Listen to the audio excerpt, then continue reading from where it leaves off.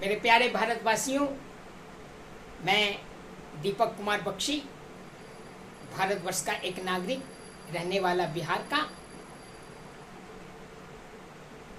मैं आज पुनः अपने भारत विजन 2047 की गाथा कहने के लिए तत्पर हूँ।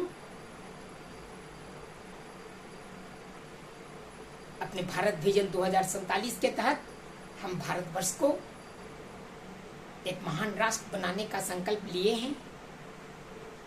एक आत्मनिर्भर राष्ट्र बनाने का संकल्प लिए हैं। एक कुशल राष्ट्र एवं शांतिपूर्ण राष्ट्र बनाने का संकल्प लिए हैं। आइए आज के संभाषण का, भारत विजन 2047 के गाथा का यह द्वितीय भाग मैं आप लोगों के सम्मुख प्रस्तुत करने जा रहा हूं। प्रथम भाग आज ही के दिन यानी बुद्ध पूर्णिमा के दूसरे दिन शांति एवं करुणा सदाचार के सहारे आगे बढ़े थे। आज हमें अपने संभाषण का भारत विजन 2047 का द्वितीय भाग प्रस्तुत करने जा रहा हूं।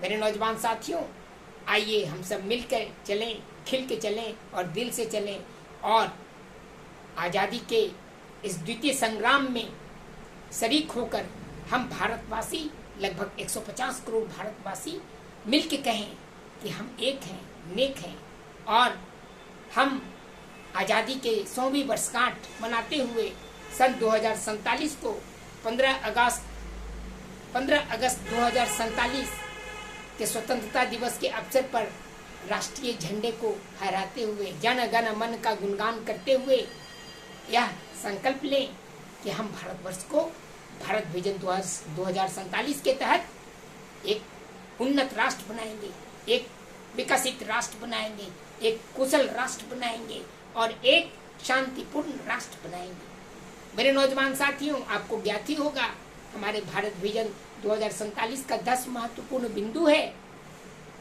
जो पहला है एकता एवं अखंडता का, दूसरा कृषि एवं उद्योग का, तीसरा विज्ञान एवं प्रौद्योगिकी का, चौथा स्वास्थ्य एवं शिक्षा का, पांचवा शांति एवं संरक्षा का, छठा विकास एवं प्रबंधन का और सातवां रणनीति एवं विकास, अंतरिक्ष के विकास का, आठवां ऊर्जा एवं अर्थव्यवस्था का, नौवां पर्यावरण एवं पारिस्थितिकी का और एवं 10वां जो महत्वपूर्ण बिंदु है विरासत एवं प्रसन्नता के भाव का।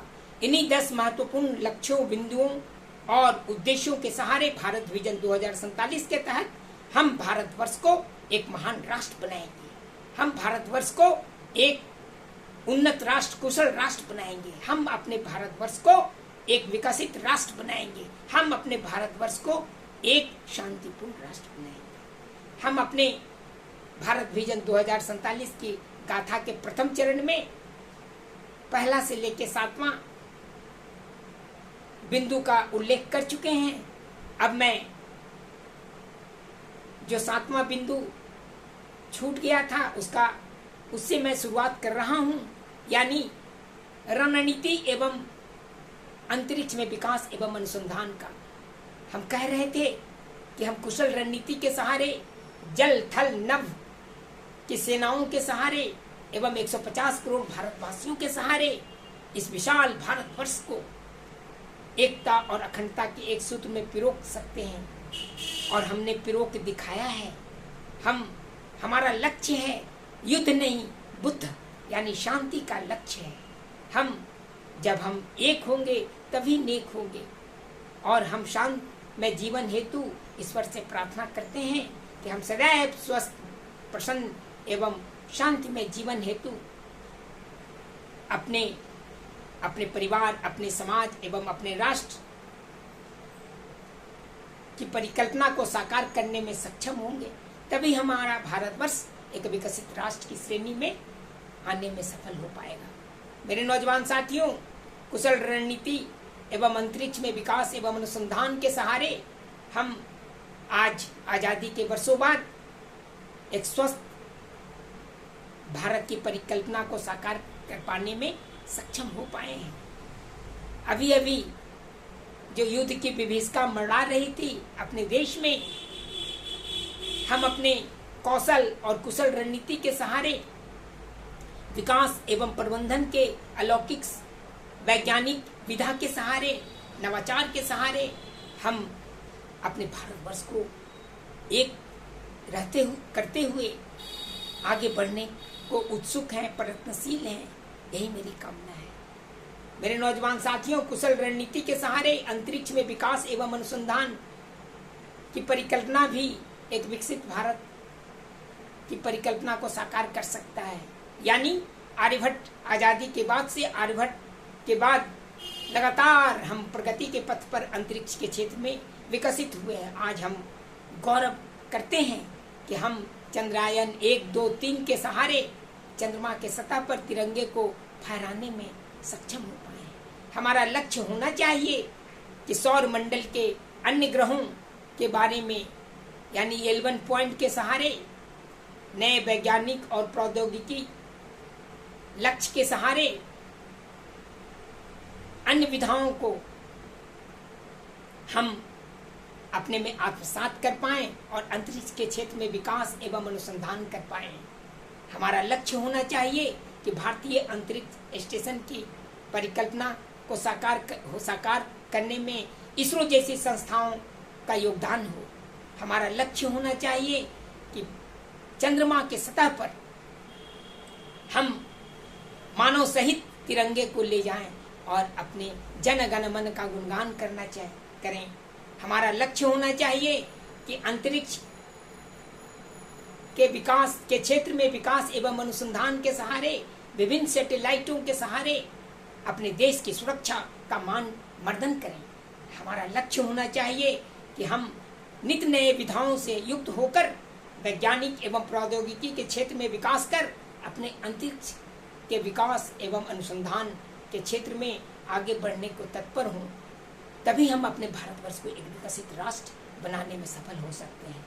मेरे नौजवान साथियों, हमारे भारत विजन 2047 का जो 8वां बिंदु है वो है ऊर्जा एवं अर्थव्यवस्था का। यानी ऊर्जा के क्षेत्र में, चाहे वो पारंपरिक ऊर्जा हो, चाहे वो आधुनिक ऊर्जा हो, हमें आगे बढ़ना है, आत्मनिर्भर बनना है। यानी तेल, खाद्य एवं खाद्य पदार्थ के क्षेत्र में हमें आत्मनिर्भर होना है। हमें पारंपरिक ऊर्जा का क्षेत्र को भी संरक्षित करना है, संपोषित करना है और संवर्धित करना है। साथ ही साथ आधुनिक गैर पारंपरिक जो ऊर्जा का क्षेत्र है, चाहे वो सौर ऊर्जा हो, पवन ऊर्जा हो, आणविक परमाणविक ऊर्जा हो, हरित ऊर्जा हो, जल ऊर्जा हो, हाइड्रोजन सहित ऊर्जा हो, इन सभी के क्षेत्र में हमें विकसित भारत की भूमिका को निर्धारित करना है। हमें नित्य नए नवाचार युक्त होकर वैज्ञानिक विधाओं के सहारे ऊर्जा के क्षेत्र में आत्मनिर्भर बनना है और ऊर्जा के क्षेत्र में संरचनाओं का विकास एवं प्रबंधन करना है। तभी हम भारतवर्ष को एक महान राष्ट्र बनाने में सफल हो सकते हैं। यानी ऊर्जा के साथ साथ हमें अर्थव्यवस्था के क्षेत्र में भी आगे बढ़ना है। आज हम गर्व से कहते हैं कि हम विश्व के 5वें अर्थव्यवस्था वाले राष्ट्र में गिने चुने जाते हैं। यह कम बात नहीं है। आज़ादी के वर्षों बाद आज हम हमारी अर्थव्यवस्था आगे बढ़ने को उत्सुक है। यह हमारे लिए गर्व की बात है। हमारा लक्ष्य होना चाहिए कि प्रतिवर्ष सकल घरेलू उत्पाद हमारा 10 से 20% का हो। प्रति व्यक्ति आय 1 लाख से 20 लाख प्रतिवर्ष का हो। हमारा अर्थव्यवस्था जो 3 से 5 ट्रिलियन डॉलर में झूल रहा है, उसे बढ़ाकर सन 2047 तक लगभग 10 trillion dollar, 20 trillion dollar, 30 trillion dollar, यहाँ तक कि 40 ट्रिलियन डॉलर का लक्ष्य स्थापित निर्धारित करें। तभी हम भारतवर्ष को एक महान राष्ट्र बनाने में सफल हो सकते हैं। इसके लिए हमें कठिन परिश्रम करना होगा।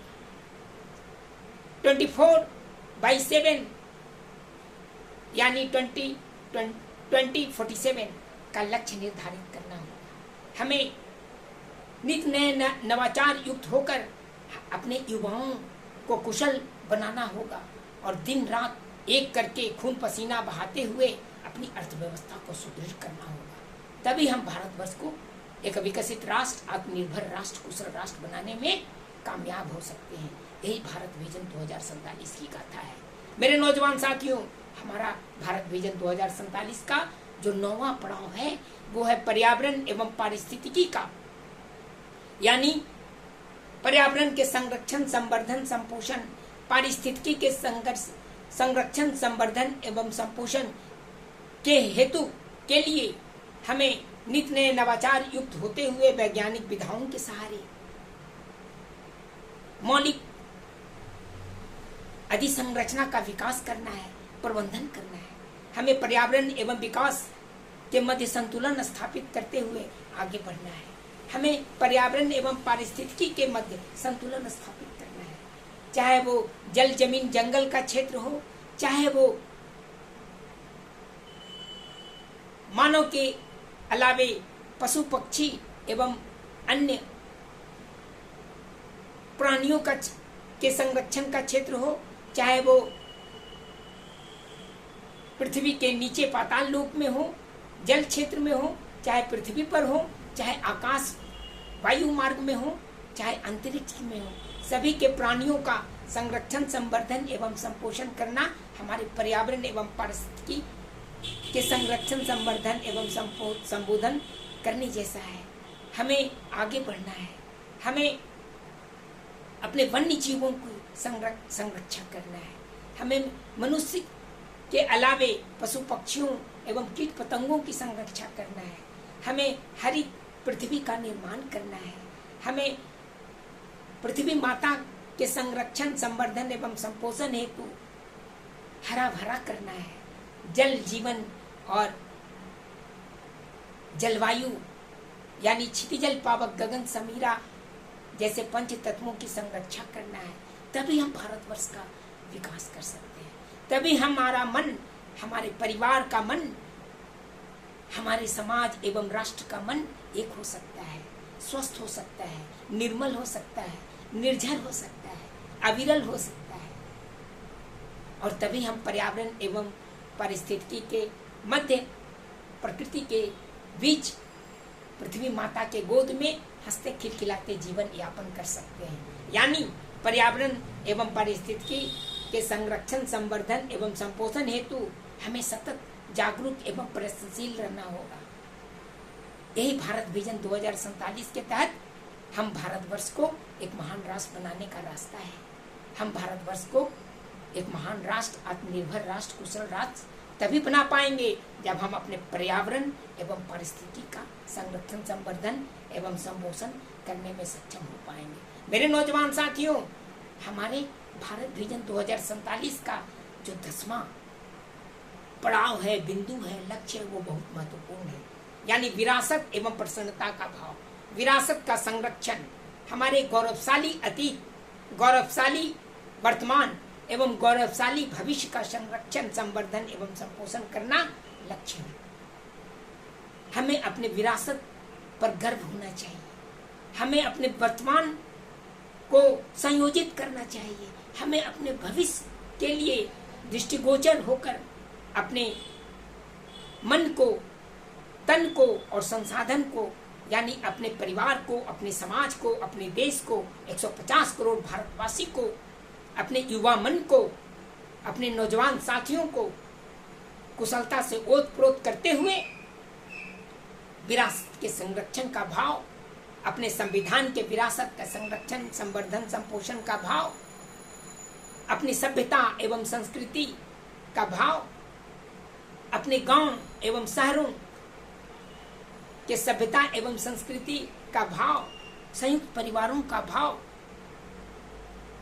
ही हमें अपने विरासत को गौरवशाली बना सकता है।